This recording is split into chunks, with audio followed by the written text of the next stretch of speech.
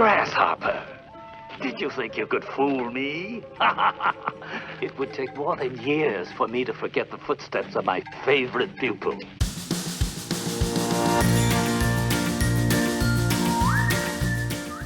Hi there, and welcome to Baseball by Design. I am SportsLogos.net minor league baseball correspondent Paul Caputo, broadcasting live, as always, from the Helmet Sunday Hall of Fame in my basement in Fort Collins, Colorado. Today, we're going to talk about the Greensboro Grasshoppers. The Greensboro Grasshoppers have been around for a long time in their current iteration since 2005. They're the High A affiliate right now of the Pittsburgh Pirates. Later on in this episode, I'll be speaking with Revolutionary War historian Phillip Greenwalt about the Grasshopper Cannon, and I'll be welcoming back Baseball by Design wildlife consultant Ranger Amy Burnett to talk about grasshoppers, the insect. But now, I'm very pleased to be joined first by Donald Moore, who is the president and general manager of the team and has been for more than 20 years. Donald, thank you for being here. Well, thanks for having me, Paul. It's a really fun nickname that you all have because I think there's it doesn't take too much digging to realize that you're not talking about the insect, you're talking about something else. But I don't think it's immediately apparent to everyone. So can I just ask you just sort of straight up, since 2005, you all have been the Grasshoppers. You were with the team at that time when that change happened. What's a grasshopper? How come the team decided to make that their team name? Well, actually, I think there's three connections to that name, Grasshoppers. The first being, in simplest form, you watch baseball, and what does the baseball do? The baseball kind of hops along the grass. I mean, that wasn't the main reason. That was well on down the list. But when you just in simplistic form, the ball hops on the grass. That's baseball. And secondly, when we were the Greensboro Bats, and that's bats, the mammal, not bats like a Louisville Slugger. And quite frankly, I inherited that when I started. And when we were building a new ballpark, it was going to open in 2005. Clearly, that was the time to create a new identity. So we started on that back in 2003. And I went and actually found a website. I couldn't tell you the name of the website, probably doesn't exist anymore. But it was a collection of sports nicknames. You probably know what it is, sports nicknames, almost at every level, college, professional, football, baseball, basketball, you name it, and tried to find something that would be appealing to us and hopefully to our fans. There's a good chance that was sportslogos.net, by the way. That's, that web, the sportslogos.net's been around for a quarter century. So it's possible that you were looking at sportslogos.net. Okay. And we came up with a real short list, and we hit on grasshoppers. And first and foremost, the thing that several things caught me with grasshoppers. One is the alliteration between Greensboro and grasshoppers, just had a nice ring to it.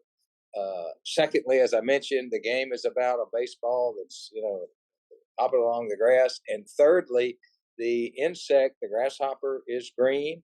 And here we are in Greensboro and playing on green grass, on, so on and so forth. There was just a lot of things there. And then the last thing we realized that this was after we made the decision, but this is kind of interesting, very interesting, quite frankly, is Greensboro was the site of several battles in the Revolutionary War. And one of those battles created the British. This is relatively rolling terrain, as is a lot of the eastern seaboard. And the British came up with a very small cannon, and that cannon was called a grasshopper cannon. And lo and behold, I found a company up in Ohio right after we did this that created a grasshopper cannon for us, and it's been on display at our ballpark since probably sometime in 2006. But the grasshopper cannon, because it was small and lightweight, was maneuverable up and down hills and what have you. And a gentleman named, I think his name was Sir William Congreve, was the person, I believe, who was given the credit for inventing the grasshopper cannon, which made its debut like 5 miles up the road from where I'm sitting right now. Too funny. So that was the information that was new to me when I first started researching, the Greensboro Grasshoppers, because it felt to me like, for all the reasons for the name, it felt like sort of an easy one, right? Like it was just like Greensboro. We picked sort of an insect at random because there was the alliteration, and to find all of these levels after that, to me is one of the things that makes minor league baseball branding really fun. What do you find that people who come to the games, local community, visitors from out of town, do they make that connection? Does the existence of the Grasshopper cannon at the ballpark help them make that connection? How important is it to you that they recognize these levels? I don't know that it's important at all, other than it sounds good. We created a great logo. The color scheme, I think, works very nicely. People love buying the merchandise and what have you. But I think a few people have, I guess, more probably your history buffs, and a real big history buff would have to make that grasshopper connection. Even though we've moved this cannon around the ballpark over the years several times, and quite frankly, right now it's up at the suite level. So the vast majority of people don't see it, but it's still just kind of a, it's kind of a neat thing that's here at the ballpark that kind of helps put all the pieces together. Now there is one logo. Am I correct that there is one logo that actually features a cannon, or that actually highlights the cannon in some way, or are all the logos just the insect? All the logos are just the insect. Yeah, we don't have that incorporated in our logo at this point in time. Okay. And then a little further, when so you need a name, you need colors and what have you. We worked with an agency back then. I mean, we were a team that, quite frankly, we were playing in the oldest full season minor league facility in America. It was built in 1926, and we didn't have two nickels to rub together. So the idea of hiring someone to help us create a name and a logo, was kind of stepping out on the edge a little bit. But the company we hired is a local advertising agency. I think they did a great job with it. I actually had a lot of input in that, and I've always thought that most teams that have green as their primary color, and clearly Greensboro, the Greensboro Bats didn't have green in their name, which is kind of a head scratcher. It's like, okay, we're in Greensboro, let's make green our primary color. But I've always been a fan of the University of Miami's color scheme, not their teams, their color scheme. And they are green and orange, as anyone knows who follows college sports. And there's not that many teams that combine green and orange. And to take that further, back in that era, 2000, early 2000s, was with the advent of a color by Russell Athletic. Russell was making big league uniforms at that time, and they created the color for the San Francisco Giants, and it was known, and it's always known as Giants Cream. So I thought, our agency thought, collectively, all of us thought that putting the green and orange together on that Giants Cream and not against a stark white really set for a great color combination. And I think most people agree with that. And like I say, I mean, the colors have worked out well for us. The name has worked out great. Over the years, people have there was an article in today's paper touched on us and, refers to us as the Hoppers, and that's fine. Nice. But, we are known by, if you see someone in Greensboro and say, hey, what are you doing tonight? There's a pretty good chance they might say, well, I'm going to the Hoppers game. Awesome. And that's fine. But anyway, we've had a lot of fun with that name, and I think a lot of success with it. Well, see, this is the sort of thing that we wouldn't know without getting to talk to someone with your institutional memory here, is that the color scheme for the Greensboro Grasshoppers relates to your affinity for the University of Miami's colors as a collegiate football team. Never would have guessed that. I'm glad to know it now. So speaking of, you talk about people coming out and calling the team the Hoppers. The team has had a lot of names over the years. You've referenced the Bats. They were the Bats from 94 to 2000. They were the Hornets from 79 to 93. They were the Patriots 3 different times, once in 1968, once from 1945 to 1957, and then off and on from 1911 to 1934. They've also been the Greensboro Yankees, the Greensboro Red Sox, and the Greensboro Champs, and another great one, 1902 and 1905, the Greensboro Farmers. So baseball has been around a long time in Greensboro, and obviously deeply entrenched in the community there with all these nicknames and this history going way back. When the name change happened, how was it received in the community? Well, I'll never forget it. It was an October day in 2004. The stadium where I'm sitting right now, the risers had been poured out in the seating bowl. There was no seats or anything in. And we made an announcement on a Monday afternoon at about 2 o'clock, standing on the top of the third base dugout. And I was so excited. And we had a mock up of a jersey. We had the colors, the whole 9 yards. And we're so excited to unveil that. And needless to say, that went over like a lead balloon. People, people, thought that was the worst name that they had ever heard. And for the, first, I don't know, few months of that, it quickly changed. I think once people saw it and kind of put two and two together and all, but just goes to show you how, a lot of times in life, people aren't real thrilled with change. They like change. I think that's true. I think that's fair to say. In minor league baseball, I feel like people eventually, do come around, and I think people have come around on this brand. It's been around since 2005. The logo has relatively unchanged. I don't know if there have been any changes to the logo over the years. Has it been the same logo since that one that was unveiled in 2005?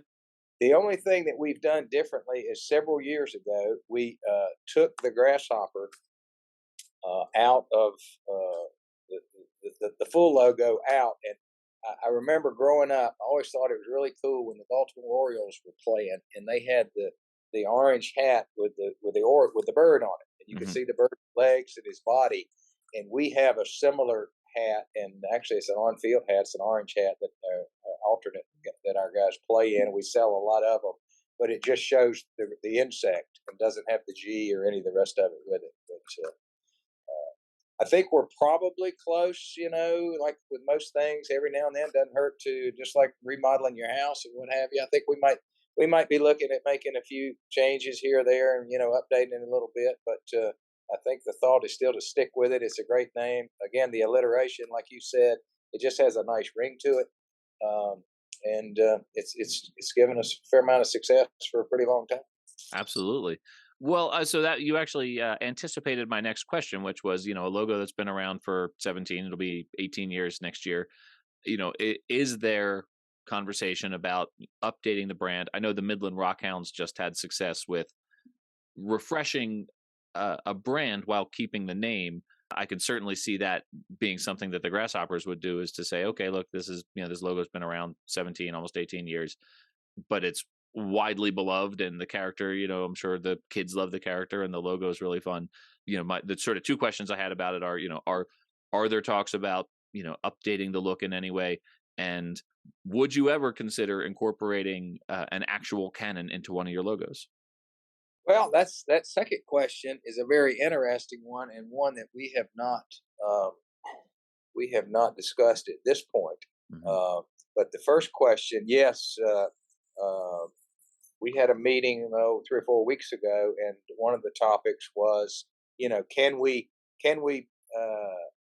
build upon the success we've had and add a minor tweak here or there to what we have, and create some newness and new awareness to the Grasshopper name. And I think that's something that we're going to look into here probably this off season, and probably won't have anything ready if we do something until 2024. But you can say that ball is in motion.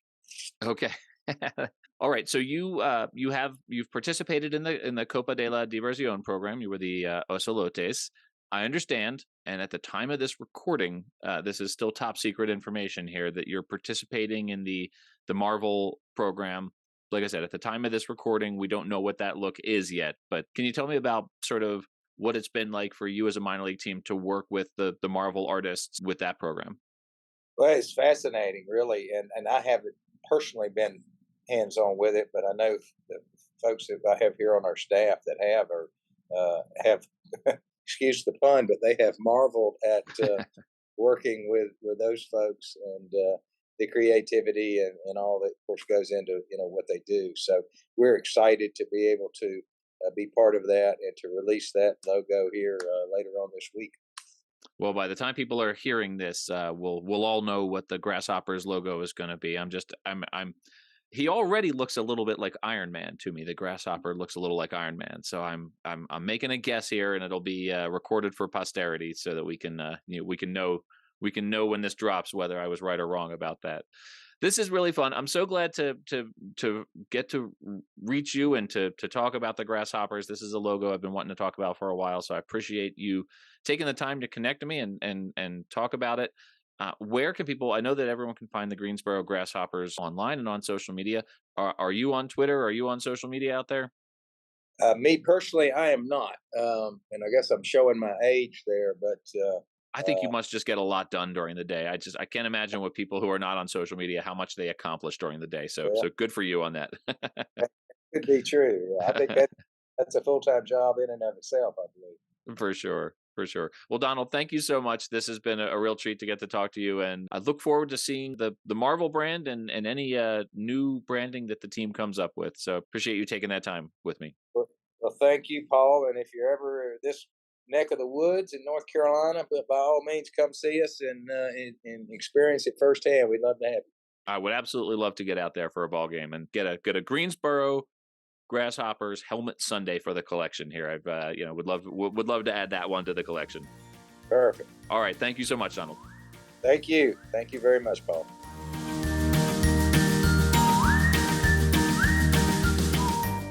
All right, everyone. Welcome back. I am very happy right now to have on the podcast my friend Phillip Greenwalt, who not only is my friend, but is a history interpreter who tells the stories of the history of, in particular, of our country. I think we're gonna, Phillip. I think we're gonna have to call you the Baseball by Design Revolutionary War correspondent. I should say, by the way, that Phillip, you are a National Park Service ranger, interpreter, history specialist. Now we're going to talk about the Greensboro Grasshoppers. I have to say, I was like many people, where I just, for many years, just assumed that this logo was just based on an insect. I thought it was just the alliteration, the Greensboro Grasshoppers. I had very little idea until recently that grasshopper was a kind of Revolutionary War cannon. And so I thought, I got to get our Revolutionary War correspondent Phillip Greenwalt on the line to talk about these cannons. So first of all, thanks for being here. Thanks for having me back, and I'm glad to fill the niche of Rev War minor league baseball correspondent. And now I feel cool because now I know how to abbreviate that Rev War. Yeah, that's what the kids are calling it on TikTok these days. Whenever they talk about it, it's the Rev War. Rev War. I like it. So this cannon, right? I mean, we have a little bit of an idea from the episode already. It's sort of what we've talked about so far. But can you tell us, what it is that made this cannon unique? Why it's called a grasshopper? What is the grasshopper cannon? Sure. So first, I mean, you have this whole name, Greensboro Grasshoppers, is steeped in Rev War history. I mean, Green is Nathaniel Greene, the general of the American Army in the Southern Theater for the last part of the war. And so Grasshopper Cannon is a nickname given to a very light artillery piece. So artillery pieces are known by the caliber of shot they can fire. Most are 12, 15, 24 pounders that we usually see. If you go to any Civil War battlefield or even they call them Napoleons, they're 12 pounders. They fire a 12-pound shot. But trying to move a 12-pounder cannon, you need horses, mules, and so forth. So prior to that, you have these what they call light infantry artillery pieces, and they fire a 3-pound cannonball. And so they're easy to be moved. They'd be usually light infantry are the guys that we would know today as skirmishers or scouts. So they're trained to move quickly. They're usually on the flanks or out in front of the main army. And so they need to engage quick and they need to move. And so they can't be burdened down by these cumbersome, big artillery pieces. So they bring these 3-pound, and they call them grasshoppers because they bounce or hop along like the light infantry do. And so they're predominant at battles like the Battle of Cowpens in January of '81, and Guilford Courthouse later in that same year. And so that's why Guilford Courthouse sits right outside of the town of Greensboro. And they actually have a grasshopper cannon in the visitor center of Guilford Courthouse.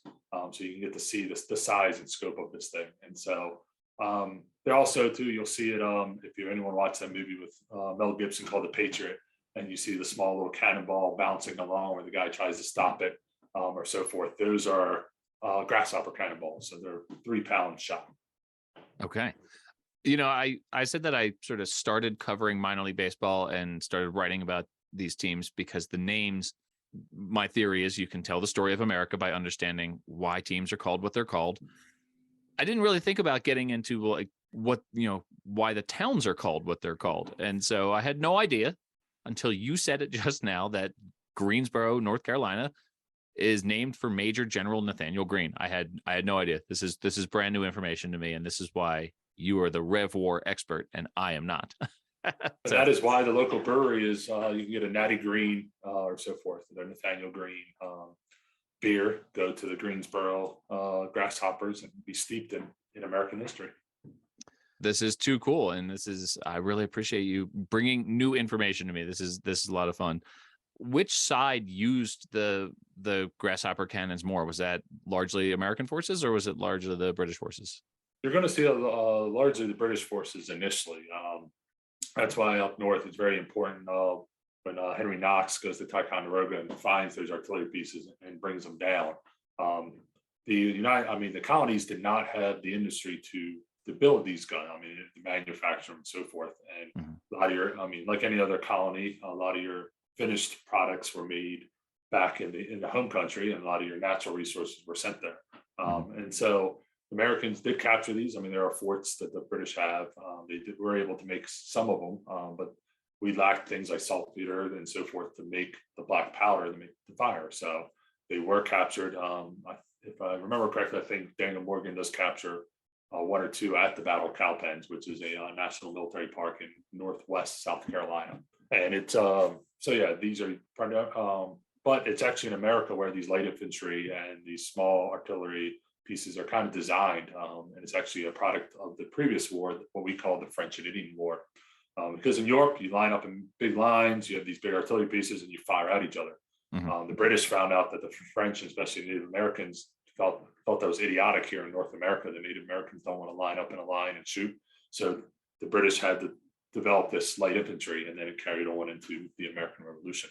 Well, it's a really fun nickname, and I really like this logo that they have.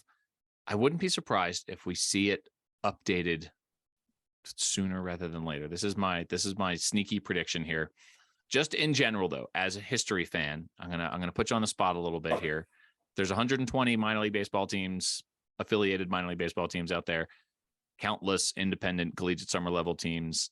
You're a baseball fan. Are there minor league logos and nicknames that you've noticed as a student of American history that you really appreciate or enjoy?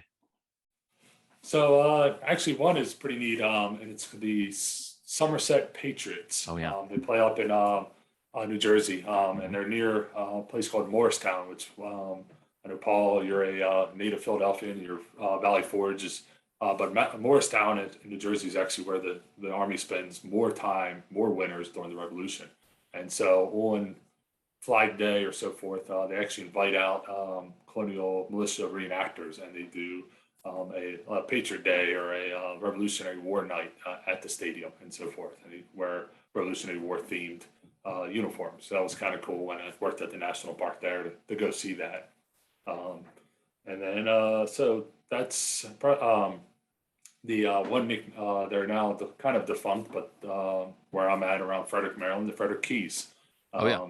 You have this is where Francis Scott Key is from, and he of course writes that multiple stanza poem that becomes then the Star Spangled Banner down watching the Battle of Fort McHenry in the War of 1812. So from being put on the spot, those are the two that come right to mind.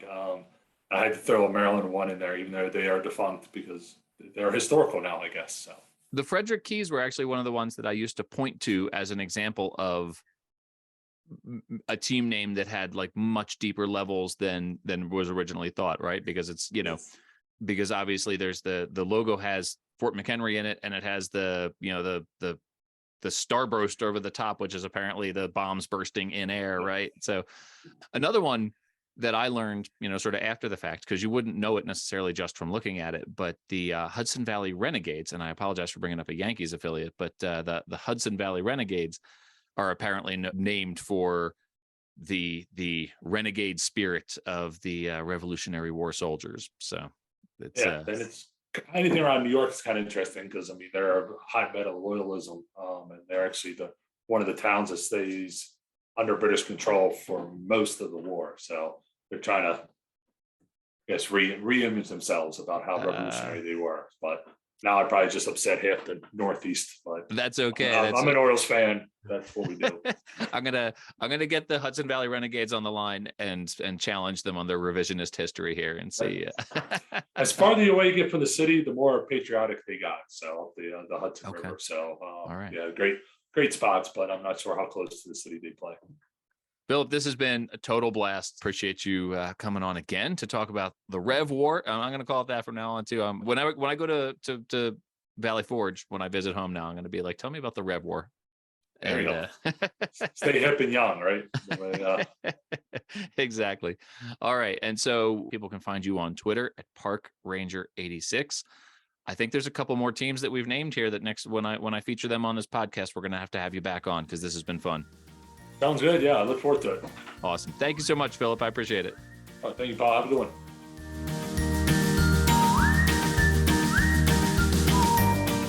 All right, everyone. Welcome back. I am live right now with Baseball by Design wildlife consultant Ranger Amy Burnett.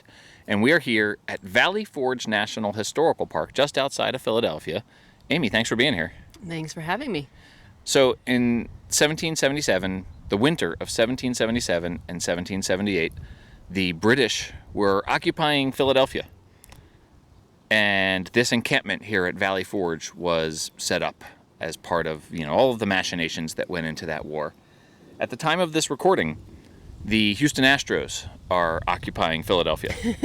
And we have set up an encampment here at Valley Forge National Historical Park. And strangely, no one has a British accent. Nobody, except for the voice that you use on your phone for your notifications. Your phone voice has the British accent. It's just superior. Sorry. You like the British accent? Yeah, I know you do. I'm a girl.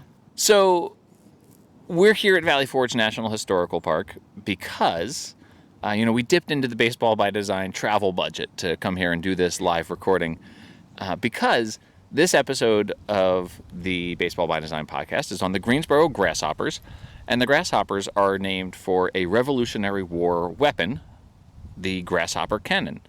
Of course, we've talked about the grasshopper cannons. There is a double entendre. There is the alliteration of Greensboro and grasshoppers, and so the logo itself is the insect rather than the cannon. So even though there's a long history of the Revolutionary War and even the name of the town, as we've already discussed with Phillip Greenwalt on this episode, comes from a Revolutionary War general, the logo itself is an insect. Grasshoppers are a lot cuter than cannons. Grasshopper the insect are cuter than grasshopper the cannon. And the drink is a lot better tasting, too. What is that? It's like a green, sort of like a green drink. Minty I don't know. Grasshopper drink. I think you might have to have a mixed drink consultant for that part of it. You might have a mixologist? Mixologist. You All might right. have to get that person for the next interview. I did a project in grad school for graphic design at once where I built a grasshopper that had all this like wackiness, and the face of the grasshopper was a picture of my French friend with his funny sunglasses on. So you're saying you were a nerd back then too? I was a huge nerd back then, and shocking. I actually did a project where I researched all things grasshopper, and the drink was one of them. That's kind of cool. That's how I know about that drink. Did you taste it? Yeah. No, it was very minty. I went and bought one at a bar. Yeah, were you old enough? Yeah. I did an underage drink. That's illegal. So, Ranger I Amy, didn't either. wildlife consultant Ranger Amy Burnett. We're here to talk about grasshopper the insect. We've kind of gotten off topic here. Well, that's the first time that's ever happened. Yeah. I think that you might have lost some subscribers there. Sorry, Paul. Rate, review, subscribe, everyone. So, Baseball by Design wildlife consultant Ranger Amy Burnett. What is it about the insect, the grasshopper, that would make it a great baseball player? What would make the grasshopper such a great baseball player is that they have amazingly strong back legs. So their back legs are a lot longer than their front legs, and they're extremely powerful. So they've got these big, long muscles in their back legs, and they can jump huge lengths in proportion to their body size. So if you were to be able to jump, if you had the athletic ability of a grasshopper, you could jump all the way from home plate to the green monster in one single bound. So that's what's so great about the grasshopper. The crazy thing about calling this team the Grasshoppers, though, that they really probably didn't think about, and I'm kind of picking on them, I hope they don't come back at me for this one, but they really should call themselves a locust, because grasshoppers by themselves are not really that great. There's nothing really powerful or scary about a grasshopper. But when they are swarming and they are called locusts, now all of a sudden they're kind of a formidable enemy. So they really should be the Greensboro locusts, but no one wants to be the Greensboro locust because it doesn't have alliteration. There's also, I don't think, a locust cannon in the Revolutionary War. Probably not. Yeah, so the locust is non-canonical here. Yeah. Maybe that could be like an alternate brand calling themselves a locust, but they would have to be... Are there locusts in Greensboro, North Carolina? If they're swarming, then they could call them locusts. So a grasshopper is not always a locust, but a locust is always a grasshopper. Oh, is that true? Yeah. They're the same thing, or kind of the same thing? One's a subset of the other? Yeah, one is under certain environmental conditions, and when they're swarming, you can call them locusts. So that's what's so scary about locusts, is they're swarming, and there are a lot of them. So is locust one of these like colloquial names that could apply to different bugs? Not different bugs. It has to be a grasshopper. Oh. But yeah. This is brand new information. I had no idea that locusts and grasshoppers were... Yeah, they're pretty much the similar kind of same thing. Okay. But that's why when we were watching the Jurassic Park, I was like, why are they afraid of a grasshopper that's the size of a bird? Like, if a cardinal flew at you, would you be afraid of it? Yeah, if there was a bajillion of them and they were 50 times bigger than normal because of biosyn and trying to take over the world with their genetically engineered gigantic... Yeah, they were terrifying, and there was a bajillion of them. But they hardly ever bite, so it's not...